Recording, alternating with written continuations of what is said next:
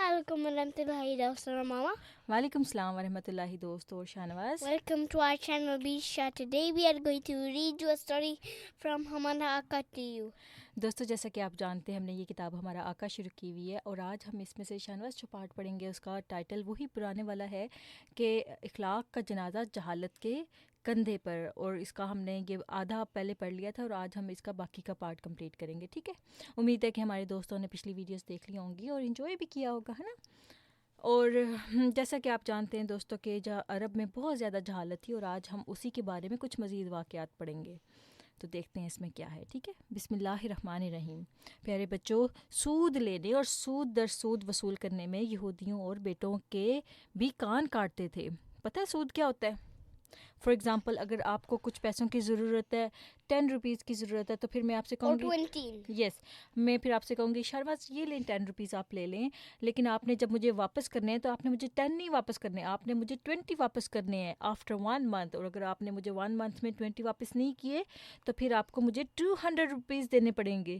تو اس طرح سے 10 روپے کے پیچھے ان لوگوں کو 200 روپے دینے پڑتے تھے. اور یہ ایک ایگزامپل ہے. اسی طرح سے بعض کا ایسے ہوتا تھا کہ اگر وہ سال ہر سال وہ بیچارے غریب پستے رہتے تھے کہ اب 200 کہاں سے دیں، پھر وہ 200 2000 ہو جاتا تھا اور 10 روپے کے پیچھے ان کو اتنے زیادہ پیسے واپس کرنے پڑتے تھے. تو اس کو کہتے ہیں سود. تو یہودیوں کا میں اور بیٹوں کے بھی کان کاٹتے تھے. شراب اس قدر کثرت سے پیتے تھے کہ اتنی زیادتی کے ساتھ ہم پانی بھی نہیں پیتے جتنا ہم ریگولر پانی پیتے ہیں نا، اس طرح سے وہ لوگ شراب پیتے تھے. شراب کہتے ہیں الکوہل کو اللہ تعالیٰ نے and drugs. ہاں جی. اور بخیل سے بخیل اور کنجوس سے کنجوس شراب پینے میں اپنا مال بے دریغ لٹاتا تھا اور اس پر فخر کرتا تھا. جی They used to go very crazy when they used to eat that and drink it. ہاں جی، شراب جو ہوتی ہے وہ آپ کا دماغ خراب کر دیتی ہے. شراب کی محفلیں جگہ جگہ بڑے زور و شور سے منعقد ہوتی تھیں اور ان میں خم کے خم بڑی آزادی سے لٹائے جاتے تھے. انتہا یہ تھی کہ اپنے عزیزوں اور دوستوں کی قبروں پر بھی شراب چھڑک کر محبت کا اظہار کرتے. جب ان کا کوئی دوست مر جاتا تھا نا، اور وہاں پر پھر کیا ہوتا تھا کہ اس کے کیونکہ وہ سمجھتے تھے کہ اس دوست کو شراب بڑی زیادہ پسند تھی، تو اگر ہم اس کی قبر پر جہاں پر یہ دفن ہے اس کے اوپر شراب چھڑکیں گے تو یہ خوش ہوگا، ہیپی ہو جائے گا. ہاں جی. They mean if they take the skeleton out of his grave and put alcohol on it, the skeleton maybe became نہیں، وہ friendly. اسکیلٹن کو نہیں باہر نکالتے تھے. جیسے آپ کو یاد ہے کچھ دن پہلے ہم کسی جگہ پر گئے تھے، اس جگہ پہ ایک پلیئر کی ڈیتھ ہوئی ہوئی تھی اور وہاں پر انہوں نے شراب کی بوتلیں رکھی ہوئی تھی کیونکہ وہ پلیئر جو تھا وہ شراب پیا کرتا تھا. تو اسی طرح سے وہ لوگ بھی سوچا کرتے تھے کہ اگر کوئی انسان جس کو دنیا میں شراب کی عادت ہے، اگر مرنے کے بعد اس کی قبر کی جگہ پر شراب کی بوتلیں وغیرہ رکھ دیں گے تو وہ خوش ہوگا. And around it and on it ہاں جی. and in it. اچھا. اور اس کے علاوہ اونٹوں اور گھوڑوں کے خون قبروں پر شراب چھڑکنے کے علاوہ ان کو اونٹوں اور گھوڑوں کے خون سے بھی تر رکھتے تھے، کیونکہ جس چیز سے اس کو محبت ہوتی تھی ان کے دوست کو، وہ سمجھتے تھے کہ اس چیز کو اس کے قریب رکھیں گے تو وہ خوش ہوگا. اگر وہاں پر اونٹوں اور گھوڑوں کی سواریوں کا عام رواج تھا، اس لیے وہ ان کے خون سے بھی قبروں پر چھڑکا کرتے تھے. جوا کھیلنا ان کے نزدیک نہایت مقدس اور بڑا متبرک مشغلہ تھا. جوا ہوتا ہے شانواز لاٹری ٹائپ کی کوئی چیز ہوتی ہے. جیسے مثال کے طور پر آپ بلائنڈلی کہہ دیں اگر میں ون کروں گا تو مجھ کو 1000 روپے دینے ہیں. اگر تم ہاں جی، اور اگر تم 2 ٹائم ون کر لیا ہے آپ کو 1025 روپے لینا ہے. اور وہ اس طرح سے ہوتا تھا کہ جیسے مثال کے طور پہ وہ ریس لگاتے تھے، اگر یہ گھوڑا جلدی جیت گیا تو مجھے 1000 روپے دینے ہیں، اور اگر جلدی نہ جیتا تو میں تمہیں 1000 روپے دوں گا. تو اس طرح سے اس کو یہ رکون ون مجھے 1025 1000. ہاں جی. اچھا ابھی آگے پڑھتے ہیں نا. جو آدمی جوا نہیں کھیلتا تھا اسے ذلیل سمجھتے اور بڑی حقارت کے ساتھ اسے دیکھتے تھے. جوا نہ کھیلنے والے کی برادری اور قبیلے میں کوئی وقت نہیں ہوتی تھی اور ایسا آدمی سب جگہ بدنام ہو جاتا تھا. جوا کھیلنے میں مال تو الگ رہا، بیویاں تک ہار دیتے تھے. جب کسی آدمی کے پاس پیسے نہیں نہ ہوتے تھے جوا کھیلنے کے لیے تو وہ کہتے تھے تو میری بیوی کو لے لو، تو میرے بچے لے لو. بچے تو نہیں، بیویاں کرتے تھے. جب کوئی شخص مرنے لگتا تو اپنی لاش پر نوحہ اور ماتم کرنے کی وصیت کر جایا کرتا تھا. چنانچہ اس کے انتقال کے بعد خاندان کی ساری عورتیں اس کے مکان پر جمع ہو جاتیں اور اپنے سر کے بال کھول ڈالتیں اور سر میں راکھ بھر کر ماتم کرنے بیٹھ جاتیں. اتنے زور و شور کے ساتھ سیاپا ڈالتی کہ محلہ گونج اٹھتا. ماتم کرتے وقت اپنے منہ پر تمانچے مارتی, تمانچے کہتے ہیں تھپڑ کو, گریبان پھاڑ ڈالتی ہیں, اپنے کپڑے پھاڑ لیتی ہیں, اور جو عورتیں بہت قریبی رشتہ دار ہوتی ہیں وہ اپنا سر بھی منڈوا لیتی تھیں. جب کوئی مرتا تھا نا شاہنواز, تو وہاں پہ اس طرح سے وہ لوگ زور زور سے اونچی اونچی روتے تھے, اپنے سر کے بال کھول لیتی تھیں عورتیں, اور سر میں اپنی وہ کیا کہتے ہیں مٹی یا خاک راکھ ڈال لیتی تھیں, اور اپنے منہ پہ تھپڑ مارتے تھے اپنے کپڑوں کو, جسٹ ٹو شو آف کہ ہمیں بڑا دکھ ہے اس مرنے والے کا.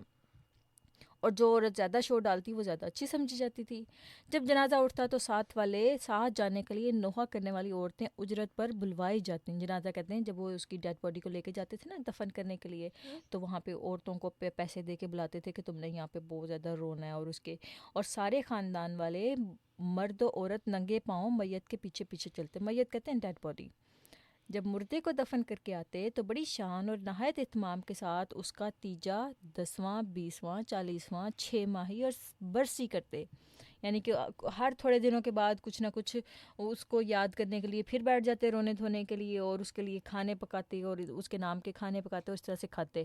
میت اگر کسی سخی اور مشہور آدمی کی ہوتی تو دفن کرنے کے بعد ایک اونٹنی اس کی قبر پر باندھ آتے. اس کا طریقہ یہ تھا کہ قبر کے پاس ہی اتنا بڑا گڑھا کھود دیتے جس میں اونٹنی کھڑی ہو سکتی. اس کے بعد اس اونٹنی کو گڑھے میں ہی کھڑا رکھتے, اس کی گردن خوب مروڑ کر دم کی طرف کر دیتے, چاروں پاؤں اور گردن رسیوں سے اچھی طرح جکڑ دیتے, پھر اس کو اسی حالت میں چھوڑ کر آ جاتے تھے. نہ اسے کھانے دیتے نہ پینے دیتے, یہاں تک کہ وہ بیچاری کھڑی کھڑی اور بندھی بندھی ہلاک ہو جاتی. دیکھو کتنا ظلم کرتے تھے جانوروں کے ساتھ بھی. اور پھر جب حضور صلی اللہ علیہ وسلم آئے تو حضور صلی اللہ علیہ وسلم اتنے کائنڈ تھے. حضور صلی اللہ علیہ وسلم نے کہا کہ جانوروں کے ساتھ بھی کائنڈنیس دکھاؤ, صرف انسانوں کے ساتھ نہیں, جانوروں کے ساتھ بھی. اب دیکھو یہ کوئی طریقہ ہے, اگر کوئی انسان مر جائے اس کے پاس گڑھا کھود دو, اس کے اندر ایک کیمل کو باندھ دو, اس کیمل کے ہاتھ بھی باندھ دو, اس کے سارے پاؤں باندھ دو, اس کے گردن کو ٹویسٹ کر دو زور سے, and make him blind with a blind paper. نہیں بلائنڈ تو نہیں کرتے تھے, لیکن اس کو پھر فوڈ بھی نہیں دیتے تھے. وہ بیچاری وہیں اسی وہ جو ہول بنایا ہوتا تھا اس کے اندر کھڑی کھڑی مر جاتی تھی. کتنا ظلم کرتے تھے جانوروں کے ساتھ. دیکھا حضور صلی اللہ علیہ وسلم اگر نہ آتے تو آج ہم بھی ایسے ہی کر رہے ہوتے. تو یہ اللہ تعالیٰ کا بڑا ہم پر احسان ہوا کہ اللہ تعالیٰ نے حضور صلی اللہ علیہ وسلم کو ہماری طرف بھیجا, اور حضور صلی اللہ علیہ وسلم نے ہم لوگوں کو بتایا کہ لوگوں ایسے نہیں کرتے, جانوروں کے ساتھ بھی کائنڈنیس کا سلوک کرتے ہیں.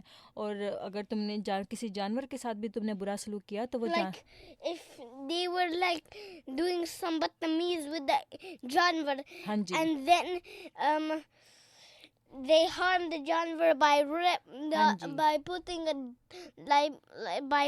a rope on their neck and putting it so the janwar can't scream or ہاں جی say help, and then throw them inside the hole and then bury them. ہاں جی, تو کبھی بھی کسی جانور کے ساتھ بھی برا سلوک نہیں کرنا, کیونکہ اگر وہ جانور جو ہے, دیکھو اللہ تعالیٰ اس کا مالک ہے نا جانور کا, اللہ تعالیٰ نے اس جانور کو بنایا نا. تو اگر اس جانور نے اللہ تعالیٰ سے کمپلین کر دی کہ یا اللہ میرے تو ہاتھ بھی نہیں تھے اور میرے تو بس پاؤں تھے, اور میں اپنے آپ کو ڈیفینڈ بھی نہیں کر سکتا تھا, اور اس انسان نے جس کے ہاتھ بھی تھے پاؤں بھی تھے اور عقل بھی تھی, اور اس نے پھر بھی میرے ساتھ ظلم کیا, تو سوچو اللہ تعالیٰ کتنا زیادہ پنش کرے گا اس انسان کو.